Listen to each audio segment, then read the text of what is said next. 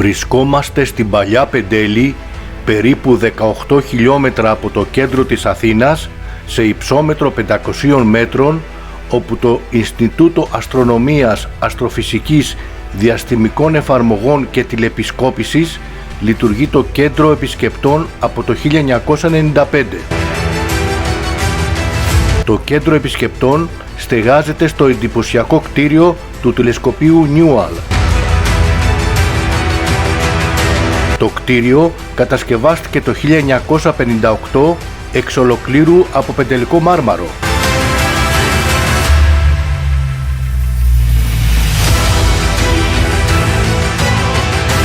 Το Newall ήταν το μεγαλύτερο τηλεσκόπιο της Ελλάδας μέχρι το 1975 και το μεγαλύτερο τηλεσκόπιο του κόσμου από το 1869 έτος κατασκευής του μέχρι το 1873.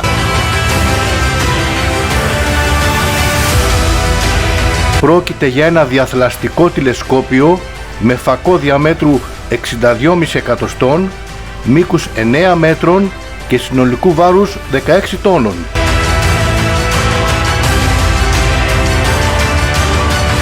Από το 1890 μέχρι και το 1957 το τηλεσκόπιο φιλοξενήθηκε στο Πανεπιστήμιο του Cambridge, όπου συνέβαλε σημαντικά σε πλήθος ανακαλύψεων.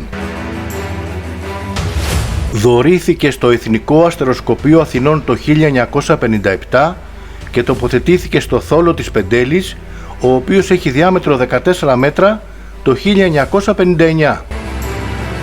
Μέχρι τα μέσα της δεκαετίας του 1980 χρησιμοποιήθηκε για καθαρά επιστημονικούς σκοπούς.